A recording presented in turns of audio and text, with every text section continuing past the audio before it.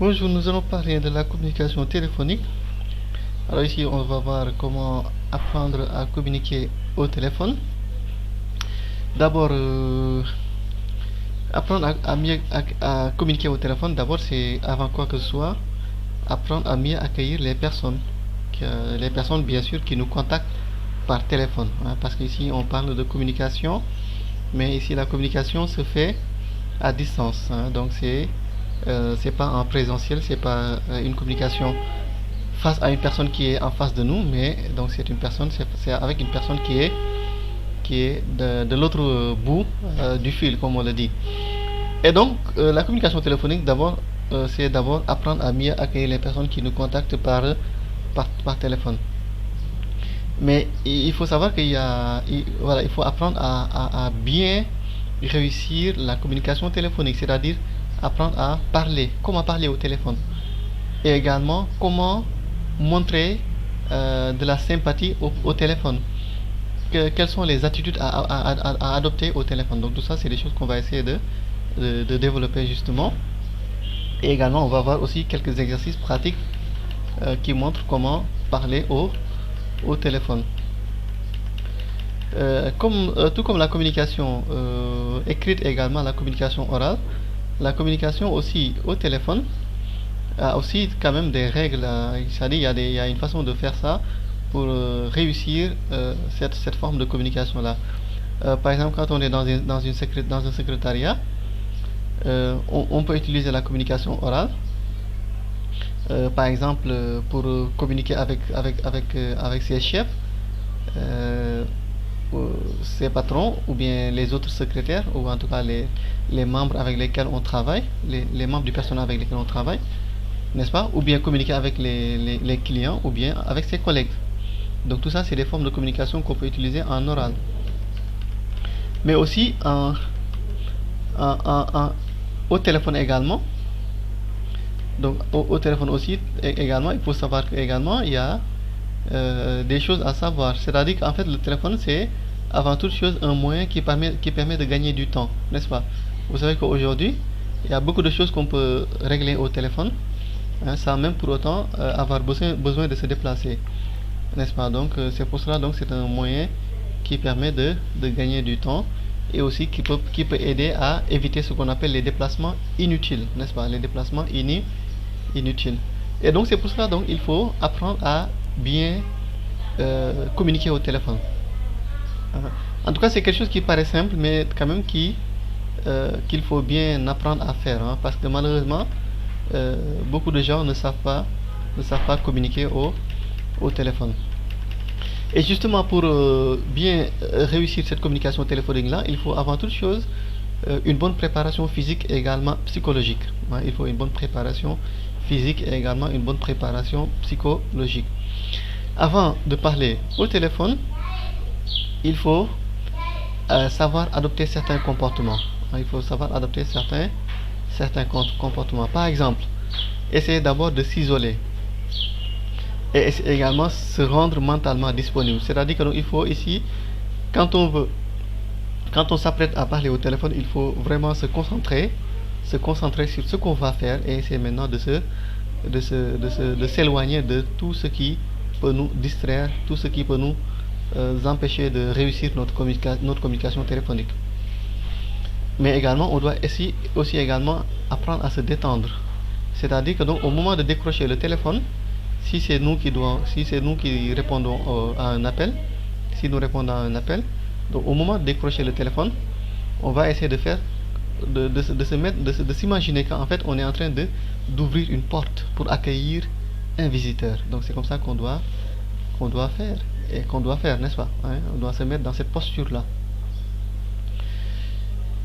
Et aussi, il est conseillé, quand on prend le téléphone aussi, il est également conseillé de s'asseoir, ou en tout cas donc de s'installer confortablement, que ce soit dans une chaise, je ne sais pas. Si on est au bureau par exemple, si on est debout aussi, on doit également d'avoir une posture confortable. En fait, parce que donc le téléphone aussi, il ne faut pas oublier, c'est avant toute chose également un acte physique. Donc le téléphone est également avant toute chose un acte physique. Donc c'est pour cela que donc, la posture est importante. Hein, la posture, elle est très importante. Donc c'est pour cela donc il faut apprendre à se tenir droit quand on parle au téléphone. Essayer aussi de supprimer ou bien en tout cas d'éviter les bruits parasites, ce qu'on appelle les bruits parasites, tout ce qui est bruit hein, qui peut gêner la communication, parce que n'oubliez pas que au téléphone on parle avec quelqu'un qui est au bout de l'autre, au bout du fil comme on le dit, c'est-à-dire qui est loin, hein, qui n'est pas ici, hein, qui est dans un autre endroit isolé, un peu isolé. Donc là aussi, comme on l'a dit, il faut éviter donc tout ce qui peut nuire hein, à cette communication-là, n'est-ce pas?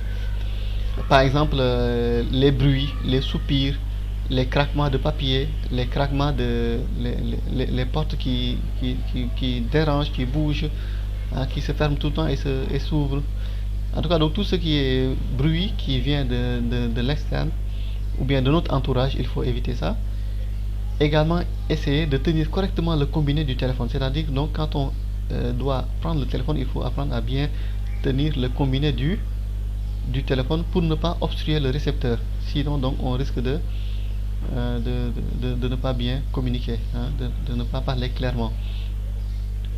Et aussi, de façon générale maintenant, essayer d'être positif. C'est-à-dire que quand on parle au téléphone, il faut par exemple essayer de ne pas utiliser des termes trop négatifs, de se dire que vraiment on est en train de faire une chose difficile, etc. En tout cas, donc essayer de rester positif et de se dire que donc là on est en train de gagner du temps, n'est-ce pas? Il y a aussi une préparation matérielle. Quand on communique, on a une préparation matérielle à faire.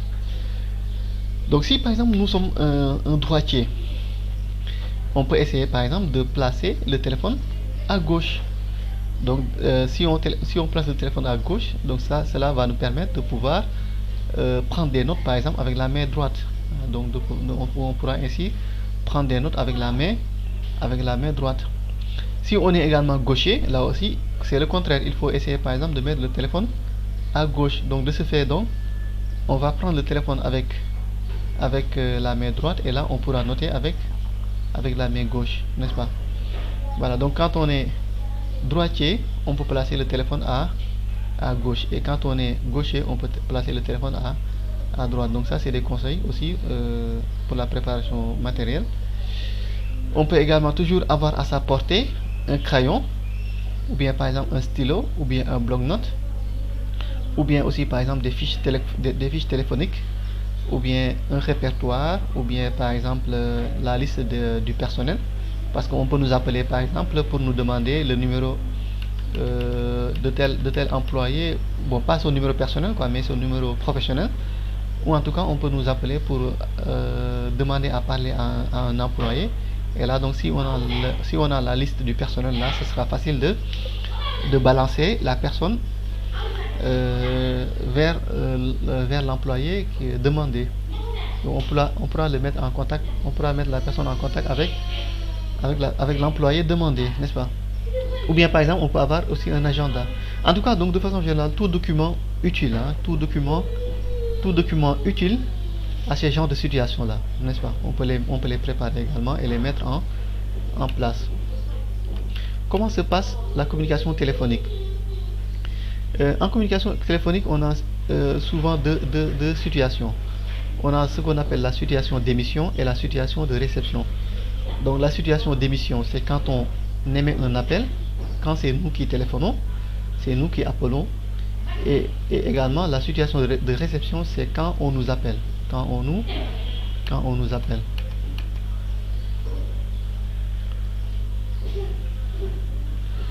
Donc situation d'émission. Les émissions d'appel téléphoniques sont très courantes, n'est-ce pas, quand on est dans un accueil ou bien dans un secrétariat, dans un service d'accueil. Donc souvent dans ces genres de postes là, les communications téléphoniques sont très courantes, n'est-ce pas? Et de façon générale, donc il faut savoir que un appel ne s'improvise pas. Hein, quand on doit appeler, donc l'appel ne s'improvise pas, ne doit pas s'improviser, mais au contraire, ça doit être bien préparé. Et donc ici, il faut avoir ce qu'on appelle un plan d'appel. Il faut avoir ce qu'on appelle un plan d'appel. Donc en fait, le plan d'appel, ça permettra de gagner du temps et aussi également d'être efficace, d'être efficace par rapport à notre interlocuteur, n'est-ce pas? Et ainsi donc, pour gagner du temps et également pour être efficace, comme on l'a dit tout à l'heure, première étape, c'est d'abord ce qu'on appelle la prise de contact. Donc ici dans le plan d'appel, on va avoir 4 étapes. On va avoir 4 étapes. On a ce qu'on appelle la prise de contact, la raison de l'appel, l'objectif et la prise de congé. Dans la prise de contact, on va essayer d'abord de se présenter. Donc quand nous appelons, nous devons toujours commencer par nous présenter. Essayer également d'identifier l'interlocuteur. Et enfin également, deuxième partie, passer à la deuxième étape. La deuxième étape, c'est la raison de l'appel. Expliquer maintenant le pourquoi on a appelé, le motif de notre appel. Ensuite, maintenant, passer à la troisième étape, c'est expliquer le but de l'appel et également les besoins de l'interlocuteur. Ou en tout cas, essayer d'en prendre connaissance. Et enfin, la dernière étape ici, c'est la prise de congé. La prise de congé, ici, c'est soit par exemple une proposition, ou bien une reformulation, ou bien par exemple des salutations. Voilà, donc pour pouvoir raccrocher. Ici, par exemple, on a un petit exemple. Un petit exemple d'émission d'appel. Et ici, le but, c'est avant toute chose de capter l'attention de son interlocuteur, n'est-ce pas? Ici, regardez, on a dit que le trame de l'appel est toujours calqué sur le plan suivant. C'est-à-dire, par exemple, premièrement, je décline mon identité. Ensuite, maintenant, je me présente. Je présente l'objet de mon appel d'abord. Ensuite, donc, premièrement, je décline mon identité. Ensuite, maintenant, je présente l'objet de mon appel. Troisièmement, j'argumente. Quatrièmement, j'oriente vers un choix. Et enfin, maintenant, je conclus et je prends congé. Donc, vous regardez bien que donc ici, vous voyez que donc ici, la trame de l'appel, ça se fait en 5 étapes. Donc, la déclinaison de l'identité, de votre identité, la présentation de l'objet de votre appel, l'argumentation, l'orientation de l'interlocuteur et enfin la conclusion. Donc voilà, donc c'est ça qu'on appelle donc la situation d'émission d'appel. Dans la situation de réception, il est recommandé de décrocher le combiné avant la troisième sonnerie. C'est-à-dire que donc, il faut aussi apprendre à prendre le téléphone rapidement. Il ne faut pas faire comme certains font. Il y a des gens, par exemple, on les appelle, ils laissent sonner 10 fois ou bien 5 fois avant de décrocher. Il y a aussi d'autres, par exemple, qui vont s'empresser. À la première sonnerie, ils vont décrocher, n'est-ce pas? Donc ça aussi, en tout cas, donc, il est conseillé de prendre l'appel parce que, par exemple, si la personne bipait, il y a des gens qui n'appellent pas mais qui bipent seulement. Donc regardez, donc ça, si c'est par exemple quelqu'un qui bipait, donc si vous prenez, vous allez lui faire dépenser son crédit téléphonique. En tout cas, bon, je sais que c'est pas trop sérieux de biper dans des services d'accueil ou bien dans des entreprises, surtout de biper sur des téléphones fixes. Mais en tout cas, donc, pour vous dire que tout simplement que il est conseillé de prendre l'appel à la troisième sonnerie. Quelqu'un qui laisse sonner son téléphone 3 fois, c'est sûr que cette personne-là ne bip pas, donc elle est en train d'appeler. Donc si le téléphone sonne 3 fois, on prend, on décroche. Et ensuite maintenant, automatiquement, dès qu'on décroche le téléphone, ce qu'il faut faire après, c'est se présenter. Donc on va se présenter ou bien on va présenter son entreprise. Voilà. Donc ça c'est la règle. Et ensuite maintenant également, en cas de filtrage par exemple, c'est-à-dire c'est une situation délicate mais indispensable qui va exposer celui ou celle qui pratique, qui la pratique et qui va également effectuer des choix inconfortables ou bien qui va s'exposer au mécontentement de son supérieur hiérarchique, n'est-ce pas? Donc en tout cas, donc de façon générale, donc si on appelle, on va prendre on va décrocher, comme on l'avait dit tout à l'heure ici, à la troisième sonnerie. Ensuite, maintenant, on va se présenter ou bien on va présenter notre entreprise.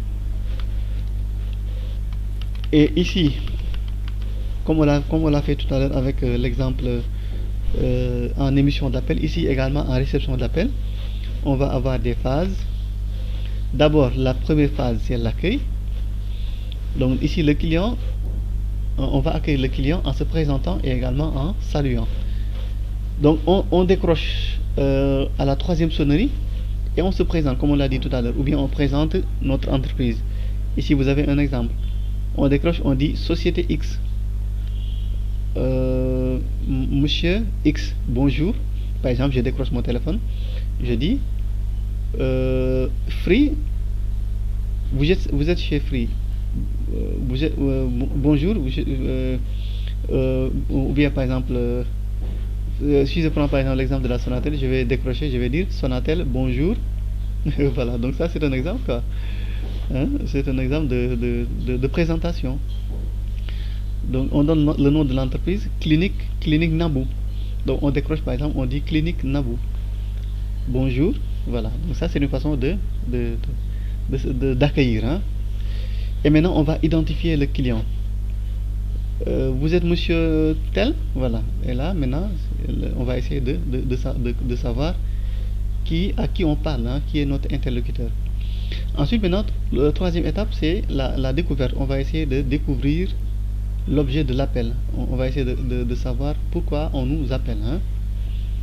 Et ici, c'est là maintenant qu'il est important de pratiquer l'écoute active. C'est-à-dire qu'il faut vraiment écouter attentivement son interlocuteur, n'est-ce pas? Et maintenant aussi lui poser les questions précises pour essayer de comprendre pourquoi il nous appelle, n'est-ce pas? Enfin également, on va reformuler. La reformulation c'est toujours utile, comme on l'avait dit. Ça permet de vérifier si on a bien compris l'objet de l'appel. Ensuite maintenant, si on doit répondre, si on a la réponse, on peut répondre directement, n'est-ce pas? Ensuite, on va conclure l'appel. Et enfin maintenant, on va prendre congé, n'est-ce pas? On va prendre congé. Et ici, il y a un élément important qu'il ne faut pas oublier, c'est le sourire. Hein. Il faut toujours sourire, même au téléphone, hein, parce que comme on le dit, le sourire s'entend même au téléphone. Hein. Le sourire s'entend même au téléphone. Voilà, donc ça c'est la réception d'appel. Il y a aussi des éléments qu'il faut bien prendre en considération en communication téléphonique. Par exemple, ici il y a ce qu'on appelle la voix. Parce qu'en réalité, la voix, c'est le canal qui permet de véhiculer notre message en communication téléphonique. Donc c'est l'outil qu'on utilise en communication téléphonique. En réalité, donc c'est notre intermédiaire au téléphone. Hein. Donc la voix, c'est le seul intermédiaire au téléphone. Donc il est important de savoir bien faire attention à cette voix-là. Parce que tout simplement, elle joue un rôle important en communication téléphonique. Quand on communique donc au téléphone, il est important de savoir donc avoir une voix calme, une voix sereine, mais aussi également essayer d'être aimable, hein, d'être aimable le plus possible. Et en fait également, il y a une chose qui est importante, c'est d'apprendre à parler naturellement. Quand on parle au téléphone, on doit également apprendre à parler naturellement. Et ici, pour parler naturellement, il ne faut pas crier d'abord, mais aussi également, il faut tenir le combiné à 3 ou 4 cm de ses lèvres. C'est-à-dire que il ne faut pas trop rapprocher le combiné du téléphone de sa bouche. Et également aussi éviter de mâcher des choses, comme par exemple parler au téléphone et mâcher des chewing-gums, ou bien manger quelque chose. Hein, donc ça aussi c'est à ne pas faire, parce que donc ça peut faire que l'information, le message ne sera pas trop clair. Quand on communique également au téléphone, il faut apprendre à avoir un langage donc qui permet de faire passer correctement son message. Par exemple, prononcer les mots clairement, hein, également essayer d'utiliser un vocabulaire simple et précis. Et aussi également, quand on doit poser des questions, on doit essayer de tout faire pour être clair, hein, être le plus clair, n'est-ce pas? Et enfin également, veiller aussi à son langage, c'est-à-dire utiliser un langage courant. Comme on l'avait dit, il faut toujours utiliser un langage courant. Mais aussi également, il y a une chose qui est importante, c'est ce qu'on appelle l'articulation. Quand on communique également au téléphone, il faut apprendre à articuler, c'est-à-dire c'est le fait de prononcer les lettres correctement, n'est-ce pas? Et même, pourquoi pas même, si vraiment on a des difficultés à articuler correctement, on peut par exemple placer un crayon entre les dents. Bon, ça c'est pas obligatoire, hein, mais si vraiment on a des difficultés pour articuler correctement, on peut par exemple placer un crayon entre les dents, n'est-ce pas? Ça peut par exemple aider. Et en tout cas, peut-être si par exemple si on doit lire quelque chose, on peut également aussi par exemple lire normalement, n'est-ce pas? Mais de façon générale, ce qu'il faut retenir tout simplement ici, c'est qu'il faut apprendre à articuler, c'est-à-dire prononcer correctement les phrases, les lettres, les syllabes, n'est-ce pas? Voilà. Et ici, regardez, ça c'est un exercice même que vous pouvez pratiquer, comme on a dit tout à l'heure, en prenant un crayon. Et donc on essaie de mettre le crayon entre ses dents, comme on a dit tout à l'heure. Et là, on essaie de pratiquer cet exercice-là. Voilà, donc ce que je disais même tout à l'heure, c'était pour ça. Hein, c'était pas... voilà, ce que je disais ici, je m'excuse, hein, je me suis un peu trompé. Donc ce que je disais ici pour le crayon, c'est pour l'exercice là. Donc ça, c'est un petit exercice qu'on peut pratiquer à la maison. Voilà, donc c'est un petit exercice de 16 phrases qu'on peut pratiquer à la maison avec un crayon dans la bouche pour essayer justement de travailler son articulation. C'est ça. Toujours dans la communication téléphonique, il y a ce qu'on appelle les pauses. Donc quand on communique au téléphone aussi, il faut parfois apprendre à laisser la parole à son interlocuteur. Par exemple, après avoir posé une question, on va se taire un peu et laisser son interlocuteur répondre, parler. Ça permet de marquer des pauses. Les pauses également, c'est utile parce que également ça va permettre à comprendre le sens de ce qui est dit. Les ponctuations par exemple. Et également toujours, ça peut également aider à renforcer les paroles prononcées. C'est-à-dire si on parle comme ça de façon continue, souvent à la longue on va avoir des problèmes pour continuer à parler. Et par exemple le fait de marquer des pauses, ça permet de souffler, de se reposer, et là donc le message sera plus clair. Sinon aussi on a ce qu'on appelle l'intonation. L'intonation c'est le ton utilisé, donc en parlant, le ton qui est utilisé, qui est employé. Donc l'intonation c'est aussi important. Le volume également, ce qui est très important également, parce que donc quand on communique, si on est souvent fatigué, ce qu'on dit c'est pas trop clair.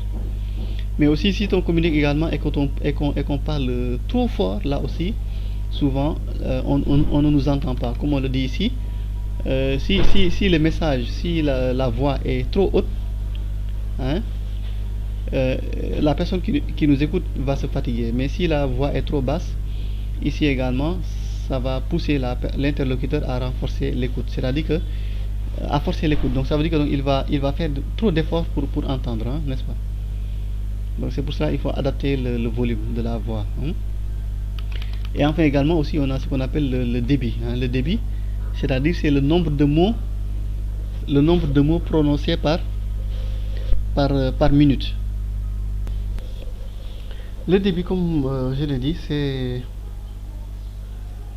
c'est donc la vitesse avec laquelle on prononce les mots quand on parle. Donc le débit moyen, il est compris entre 160 et 120 mots par minute. Ça veut dire qu'on considère que la personne parle normalement quand elle prononce 160 à 120 mots par minute. Donc un maximum de 160 mots et un minimum en moyenne de 120 mots par minute. Donc maximum environ 160 mots par minute et minimum environ 120 mots par minute. Si vous êtes au-delà de 160 mots par minute, on va considérer que vous avez un débit lent, un débit rapide du moins. vous avez un débit rapide. Et si vous avez 120 mots au-dessous de 120 mots par minute, hein. Si vous êtes au-dessous de 120 mots par minute, là on va considérer que votre débit est lent. Voilà, donc le débit il peut être lent, il peut être rapide, mais aussi il peut être moyen. Donc le débit moyen, comme je l'ai dit, c'est un débit compris entre 160 et 120 mots par minute. Et ici, il faut savoir qu'on peut s'exercer, hein. On peut s'exercer, par exemple, à la maison. On peut prendre un chronomètre, prendre un texte, hein, et essayer de lire. Et faire un chronomètre, un chrono d'une minute, hein. On fait un chrono d'une minute et on lit un texte. À la fin des 1 minute, on va essayer de voir, on compte le nombre de mots qu'on a lu. Voilà, donc si on s'exerce comme ça, on pourra connaître notre débit. Et là, on pourra savoir si on a un débit, rapide ou bien si on a un débit lent. Maintenant au téléphone, bon ça c'est en communication, hein, en communication orale. Maintenant au téléphone, il est conseillé justement d'avoir un débit qui ne dépasse pas les 120 mots. C'est-à-dire que quand on communique au téléphone, il faut tout faire pour que votre débit soit compris entre les 120 mots, 130 mots, hein, donc en tout cas, ou bien 110 mots, en tout cas aux environs de 120 mots, hein, ou bien même plus précisément 120 mots. Donc ça c'est ce qui est conseillé. La respiration également. Donc quand on communique aussi au téléphone, il faut apprendre à respirer. La respiration, ça permet de mieux gérer sa communication, de mieux articuler, de mieux prononcer, de mieux aussi gérer son débit, ainsi que le volume de sa voix, et aussi également bien sûr l'intonation. Donc tout ça c'est des choses qu'on peut mieux maîtriser avec la respiration. La respiration également aussi est bénéfique de façon générale pour la voix. Comme on l'a dit, si on communique et que souvent on fait des pauses et qu'on revient, on reprend. Par exemple, comme on a dit tout à l'heure, si on pose une question à notre interlocuteur, on lui laisse le temps de répondre. À ce moment-là, on est en train de se reposer, de respirer. Donc si on revient, donc on pourra reprendre le fil de la communication plus facilement, sans pour autant trop se fatiguer. Mais si on parle de façon continue, souvent on se fatigue et là donc souvent même le volume de la voix n'est plus on parle plus clairement, le volume est diminué, et là aussi l'articulation, l'intonation, tout ça devient donc moins donc efficace, hein, moins clair, hein. Donc ouais. Donc c'est pour ça qu'il faut apprendre à respirer. Il faut aussi apprendre également à utiliser ce qu'on appelle des mots magiques. Des mots magiques du genre par exemple ça dit tout ce qui rentre dans ce qu'on appelle les formules de politesse, hein. En tout cas aussi également des mots qui sont des mots gentils, hein, des formules de politesse, des mots gentils qui touchent l'interlocuteur, hein, et qui vraiment permet de susciter en lui une certaine sympathie, donc qui permet de capter l'attention de votre interlocuteur. Donc tout ça ce sont ce qu'on appelle des mots magiques. Donc ça aussi il ne faut pas hésiter à les utiliser en communication. Bon, l'écoute active on en avait parlé, donc ça aussi c'est important. En communication téléphonique également, il faut apprendre à écouter activement, n'est-ce pas?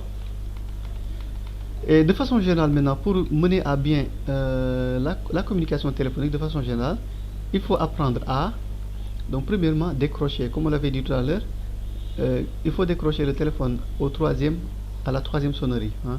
Décrocher le téléphone à la troisième sonnerie. Se présenter aussi, donc il faut également apprendre à se présenter. Comme on avait dit tout à l'heure, que ce soit en communication, en réception d'appel ou bien en émission d'appel, il faut apprendre d'abord à se présenter.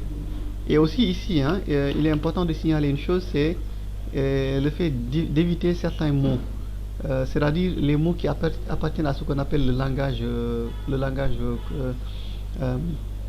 langage familier, hein. Donc si vous voulez connaître ces détails-là, je vous recommande d'aller dans la première partie. Je crois qu'on a expliqué ça dans la première partie, c'est la partie sur l'accueil, excusez-moi, oui, sur l'accueil, oui, dans la première partie sur l'accueil, là on a parlé de ça. les différents, les trois catégories de langage: langage courant, langage familier, langage soutenu, etc. En tout cas, ici, donc, il faut éviter, hein, dans la communication téléphonique, il faut éviter le maximum possible les mots qui appartiennent au langage familier. Par exemple, allô. Vous décrochez le téléphone, vous dites allô. Donc ça, c'est langage familier. Ou bien, par exemple, aussi le mot ouais, ouais. Hein, au lieu de dire oui, carrément, vous dites ouais. Hein. Ou bien, par exemple, ici, oui, j'écoute. Donc tout ça, ce sont des termes qu'il faut éviter. Quand on communique au téléphone, en entreprise, hein, il faut utiliser le langage courant. On l'avait dit ça. Le langage courant, c'est un langage qui respecte les règles générales de base de la langue et également qui utilise des termes professionnels. C'est ça qu'on appelle le langage courant. Voilà, donc tous ces termes-là, allô, hein, les termes du genre ouais, comme on l'a dit tout à l'heure. Donc tout ça, il faut éviter ces genres de termes-là. Voilà, ici on a également donné ici beaucoup d'exemples de présentation. Donc je ne vais pas trop m'attarder sur ça. Donc je vous renvoie sur le support de cours. Si vous n'avez pas le support de cours, vous pouvez m'écrire dans les commentaires ou bien m'envoyer un message par SMS, par mail, ou bien me contacter même par téléphone. Je crois que dans la chaîne YouTube ou bien donc dans l'endroit où est publiée cette vidéo, normalement vous allez y trouver des contacts. Donc vous pouvez nous envoyer un mail ou bien donc nous écrire en commentaire ou bien en tout cas essayer d'utiliser un numéro de téléphone s'il y en a dans les et entrer en contact avec nous pour avoir le support de cours. Donc ici vous avez plusieurs exemples de phrases de présentation, hein, que vous pouvez utiliser donc en communication téléphonique, hein. Voilà, aussi bien pour se présenter et également pour identifier l'appelant, n'est-ce pas? Et bien sûr aussi également il y a aussi des exemples ici pour transférer l'appel, parce qu'aussi quand on est au téléphone, des fois il se peut qu'il y ait un interlocuteur qui n'a pas besoin de nous directement, donc il veut parler à quelqu'un, ou bien même après nous avoir parlé, après qu'il nous ait expliqué ce qu'il veut, on s'aperçoit que nous ne sommes pas capables de répondre à son besoin, de satisfaire à son besoin. Donc là, on est obligé souvent de transférer l'appel à quelqu'un d'autre. Donc c'est pour cela qu'aussi ici, il faut apprendre également à transférer l'appel, hein. Donc apprendre à transférer l'appel à la personne compétente. Voilà, ici vous le voyez, donc ici on explique les étapes pour transférer un appel. La première étape qu'on a dit ici, c'est expliquer d'abord, hein, c'est-à-dire expliquer à l'interlocuteur pourquoi on n'est pas en mesure de satisfaire à sa demande et qu'on est obligé de transférer l'appel à une autre personne qui est plus compétente pour répondre à sa demande, à la demande de l'interlocuteur. Voilà, ici également, par exemple, comme vous le voyez ici, on a dit qu'il faut aussi reformuler, apprendre également à accueillir, n'est-ce pas? Donc tout ça, c'est des choses que vous retrouvez en détail dans le support du cours.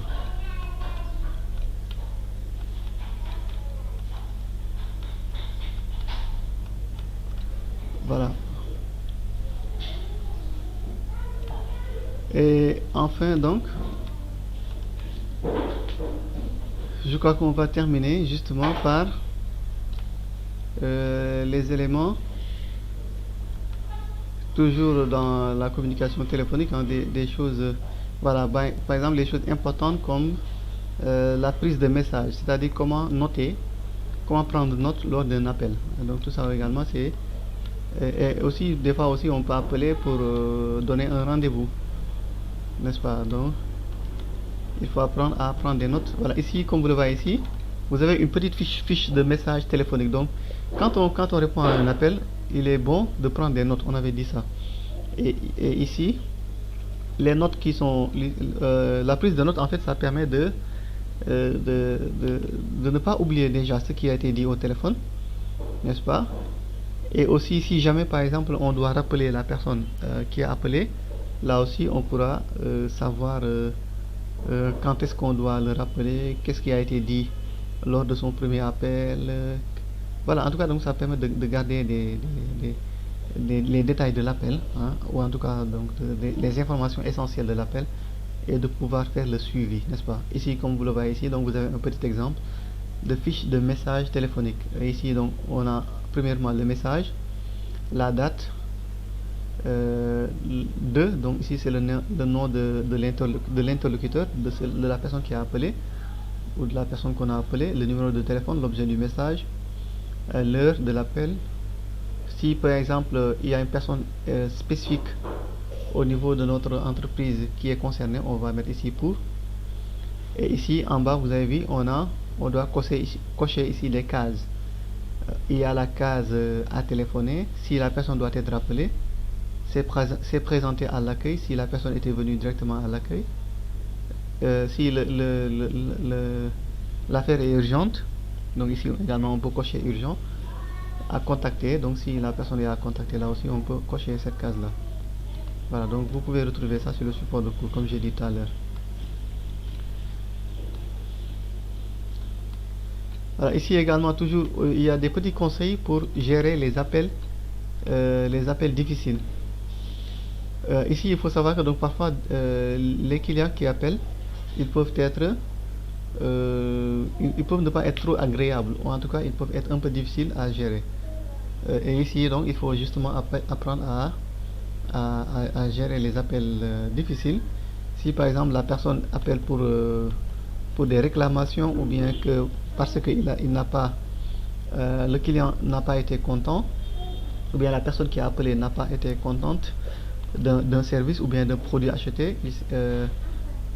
Par exemple, il y a un client qui a acheté un produit, mais arrivé chez lui, il a vu qu'il y avait des problèmes, que ce à quoi il s'attendait, c'est pas ça qu'il trouve. Il y a quelqu'un par exemple qui a acheté un médicament chez nous, mais le médicament n'a pas produit les effets escomptés, n'est-ce pas? Donc tout ça, c'est des choses qui peuvent arriver, n'est-ce pas? Des mécontentements, des réclamations, des inquiétudes, etc. Donc tout ça aussi, c'est des choses qu'on peut trouver. Et là maintenant, si l'interlocuteur qu'on a au téléphone est comme ça, et dans cette situation-là, donc tout ça, il faut apprendre à gérer tout ça, n'est-ce pas? Donc apprendre à gérer tout ça. Et justement ici, vous avez une liste de termes et de phrases à utiliser, et également des listes de mots ou bien de termes à éviter. Comme par exemple ici, si la personne appelle, hein,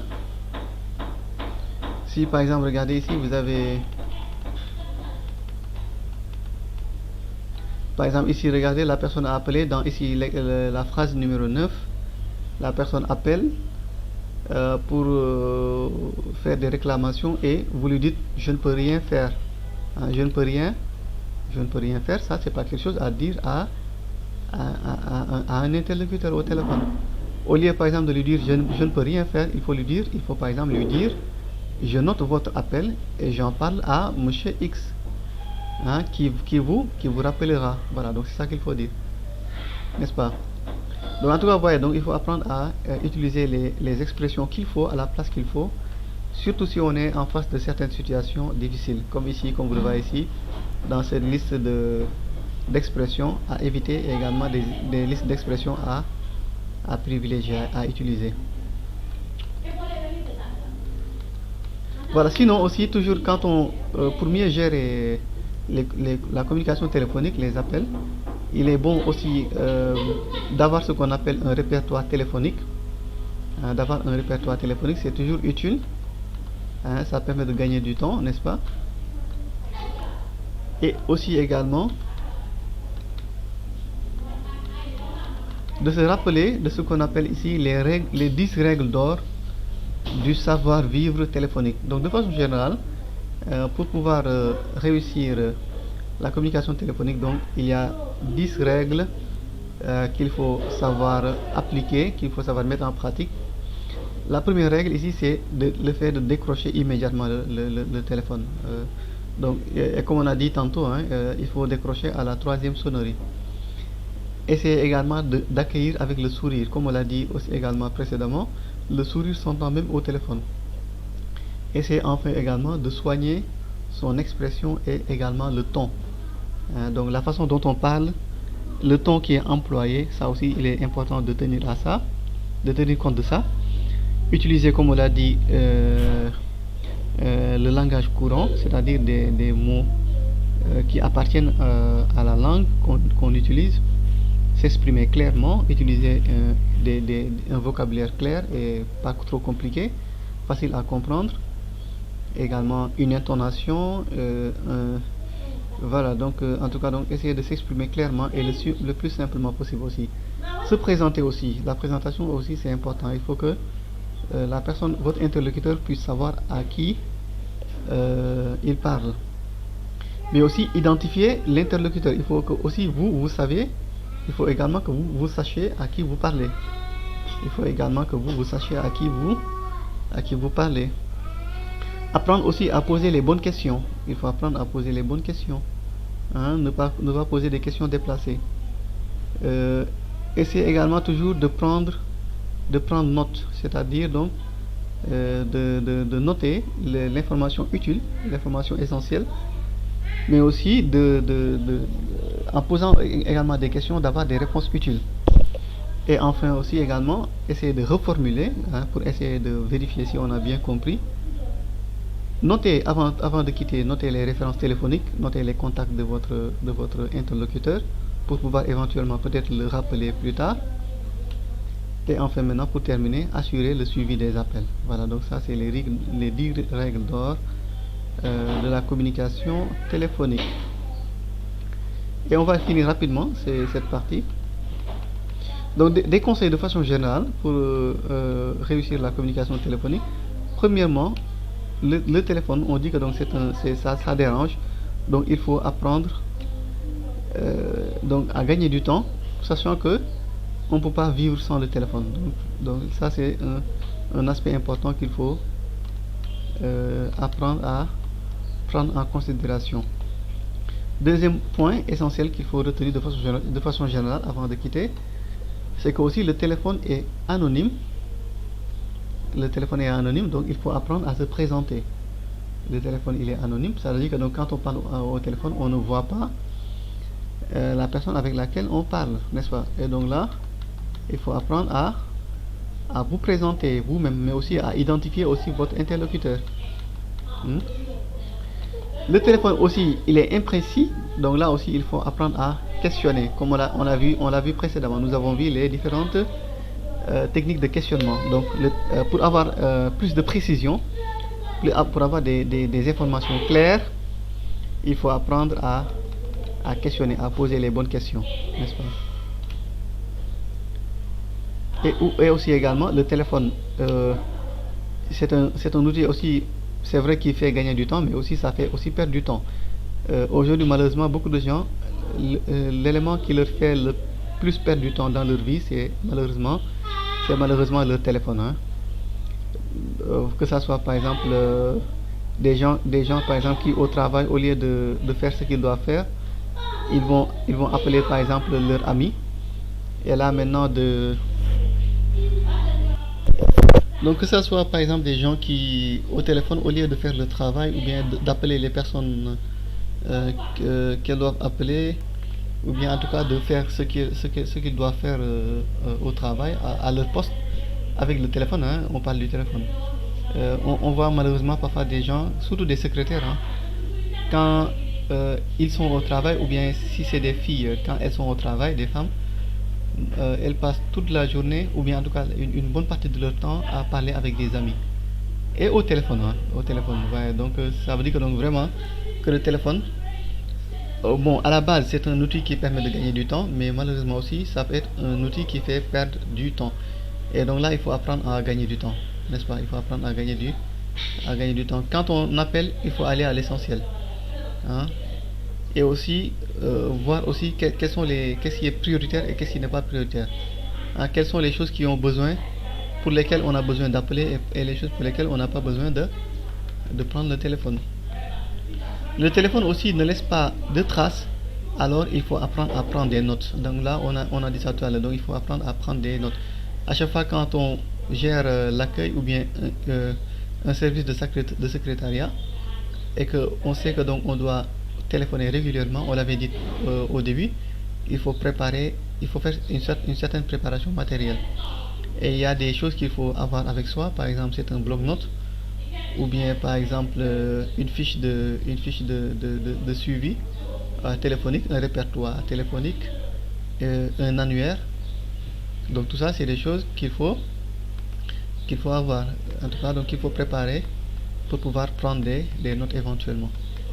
Le téléphone aussi, il est aveugle et donc là, il faut apprendre à tendre l'oreille.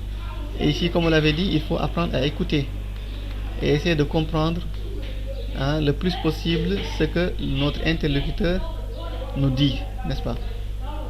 Voilà, donc ça c'est quelques conseils à retenir.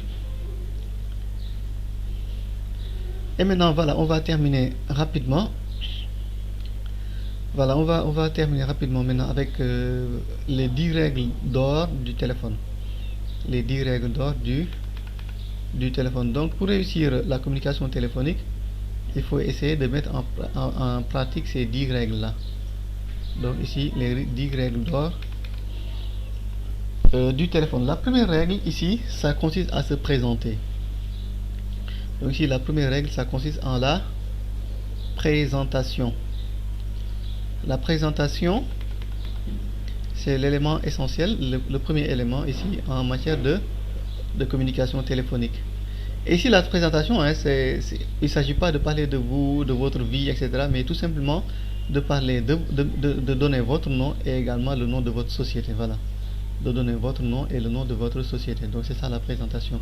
Le deuxième élément, c'est le fait de savoir utiliser le téléphone, c'est-à-dire donc savoir parler clairement, avoir une voix naturelle, utiliser un langage courant, un langage professionnel, avec des termes simples, des mots simples, un vocabulaire simple et clair, facile à comprendre. Voilà, donc communiquer clairement.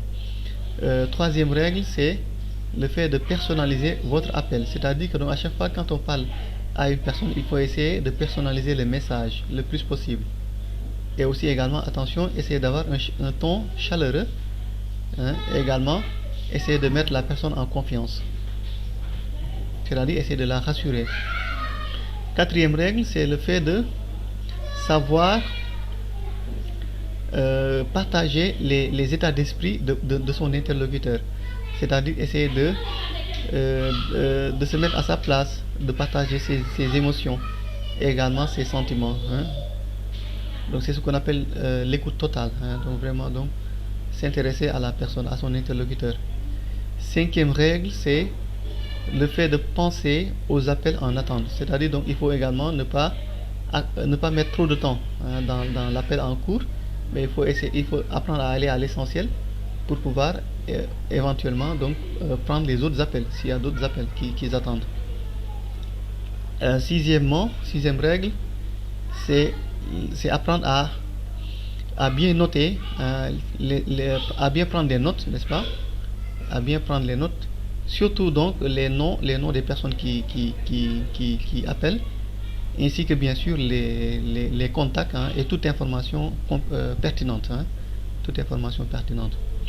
La septième règle, c'est d'apprendre à répéter les messages et également les instructions. Apprendre à répéter les messages et les instructions jusqu'à ce que votre interlocuteur vous comprenne. Donc si on dit quelque chose, on peut répéter ça 2 fois à 3 fois pour s'assurer que notre interlocuteur a bien compris ce qu'on a dit. Huitième règle, c'est utiliser les mots magiques. Les mots magiques, c'est tout ce qui est expression donc chaleureuse, ou bien en tout cas des termes de politesse, des mots gentils, sympathiques, donc rassurants.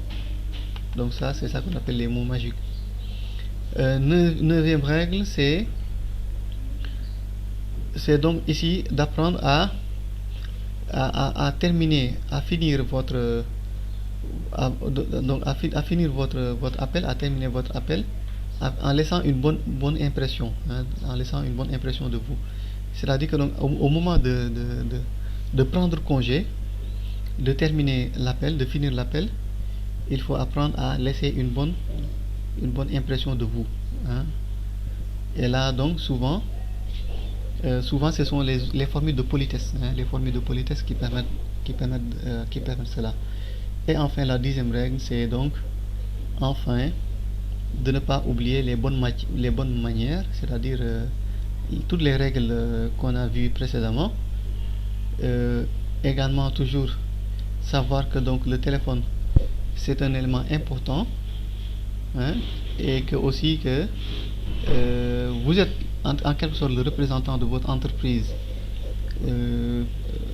Donc par rapport, vous êtes en quelque sorte en fait l'intermédiaire, hein, de votre entreprise par rapport au monde externe, hein, aux cibles, par rapport à ces cibles externes. Et donc là, il faut savoir vendre l'image de votre entreprise. Il faut savoir donner une bonne impression de votre entreprise. Et tout cela, c'est possible au téléphone, à travers le téléphone, à travers une bonne gestion de la communication téléphonique.